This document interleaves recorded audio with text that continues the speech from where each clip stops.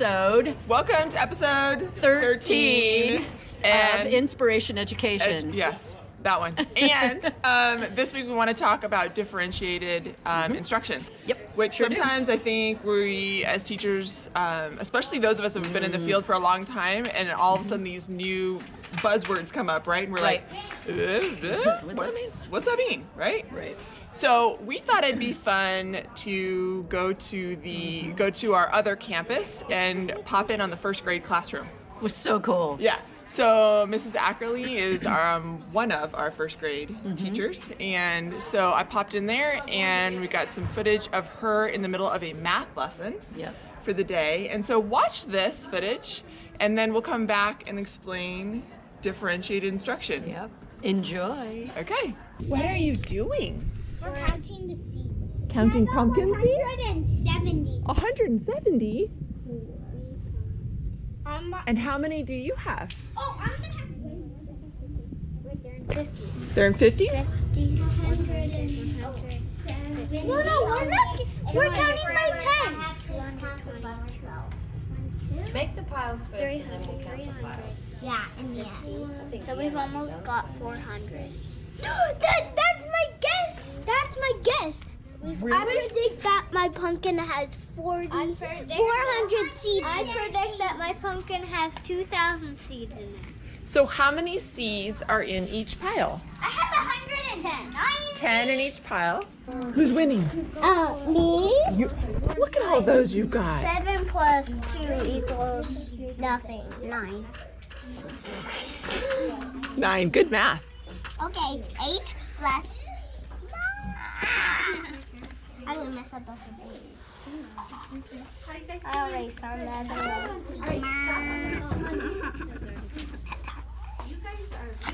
4 plus. Oh.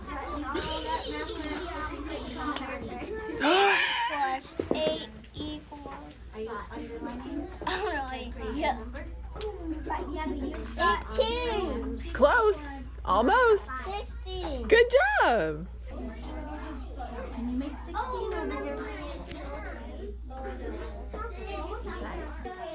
No hands with ugly 8, 9, 10.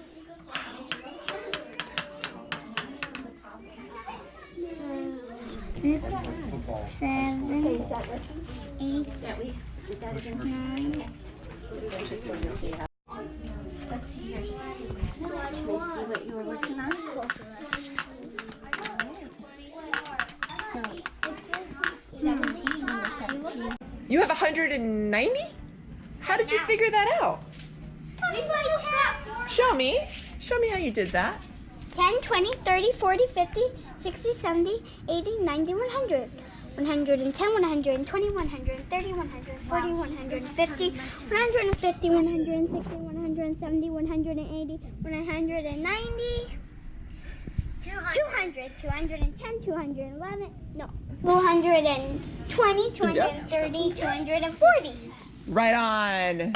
Okay, so Welcome back. super cute, right? First graders. Okay, because I'm an academic dean, highlight of my week is going over to the other campus and seeing everything that all the other teachers are doing. What is differentiated instruction about, Cassie? Yeah, so really it's about meeting the needs of the different learners that you have in your classroom. So you're gonna have students who are gonna need to access the information in different ways, right? So for example, you saw the little boys in that classroom, and they need like a really like hands-on Kinesthetic. They're kinesthetic learners. Yeah, I'm gonna battle you out in this game of memory and who can do the 7 plus 7 the fastest, right? But then you also have like the little girls who are counting the pumpkin seeds, and Using nature. they're using nature. And side note, it's just before Halloween, and so the teacher is bringing in the pumpkin seeds for just a little bit of reference and tradition and the American holidays and those kinds of things. So giving meaning to it, by the way. Right. But remember these multiple intelligences. So so math is one mode of learning, but not all kids learn through math. So we have to figure out how do they access the learning and give them the opportunity to show what they know through that learning style. Right.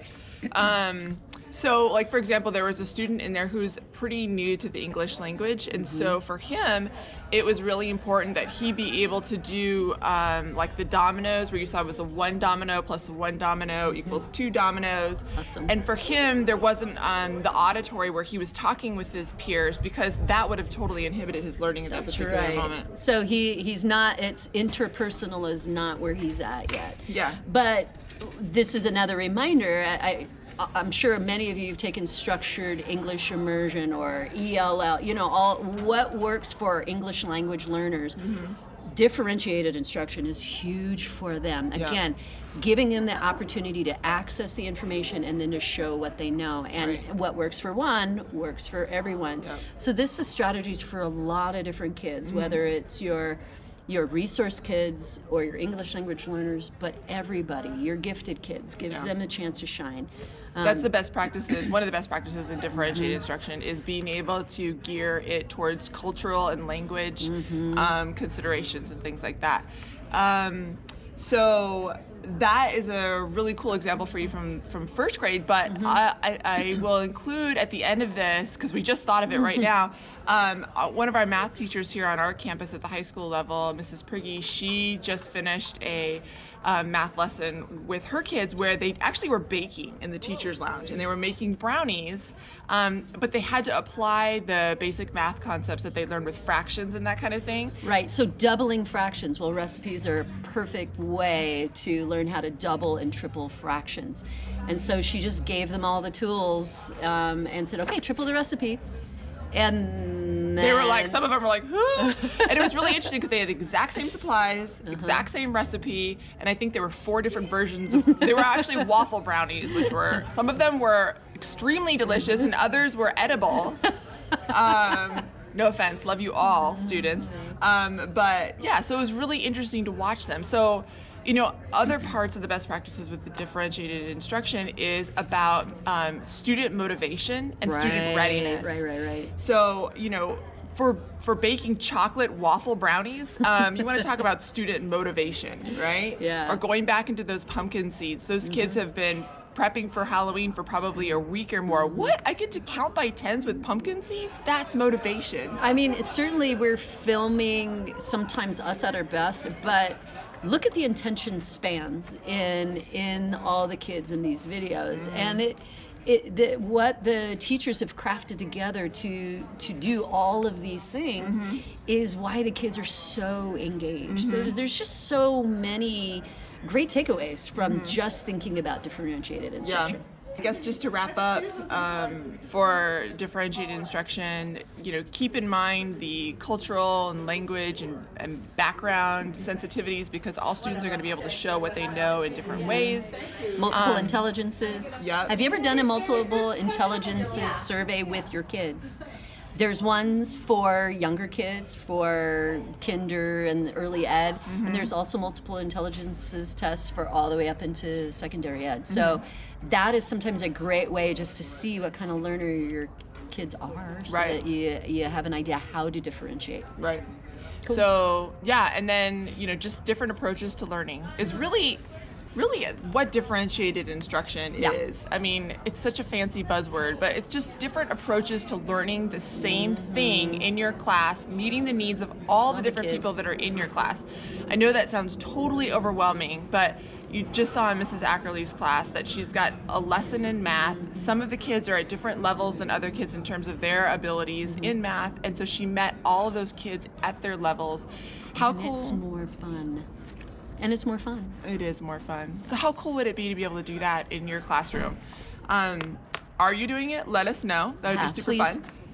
And subscribe, comment, pass the word. All right. Good luck. Differentiated learning. That's your lesson for the week. 13. And peace out. We'll see you next time. All right. All right.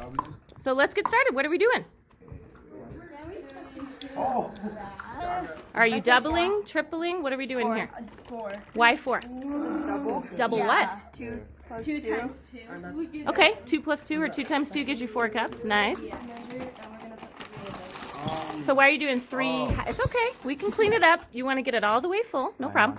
So McKenna, tell me again, are you doubling? Let me zoom in on the recipe. We're doubling what? Well, I know that. Which ingredients are we doubling? Yeah. Hang on. That's gonna be a sweet brownie. Let's look at how much sugar do we need in our recipe, guys? Well, in order to double it, so first. How much do we need for the recipe for sugar? Don't you just put half a cup? But how much do you need in the recipe? Look at it. 1 and 1/2. So you put half. So how much more do you need to put? 3. 2. You hold on. You put half a cup. So how much more? How much more do you need there? 2 what? What is that? 2 of the half. 2 halves equals what? 1 whole. 1 whole. So 2 halves equals a whole for just 1, right? 1 1/2 once for the sugar. But you want to double the recipe. So we'll do it again. yes, you'll do it again. It is. Brownies have a ton of sugar. You're right. And if you don't follow the recipe, it is not going to taste good, guys. Okay, so here's what I want you guys to think about. Omari and McKenna, put your things kind of meeting in the middle, like you're fist bumping with the cups. Okay, there you go. So together, that's 1 1/2, right? Would you guys agree they're holding up a representation of 1 1/2 cups? Now, Betsy and Annika, do that next to them. There's another 1 1/2. So that's how much sugar. Hold on, guys, not you yet. Look at this here. I want you to get a visual of this. Look at how much sugar that would be. So you guys come over here for a minute and look. If we were looking at all those cup measures, how many cups is that all together? Let's figure it out. 1, 2 cups. 2. When I have 2 halves. 3.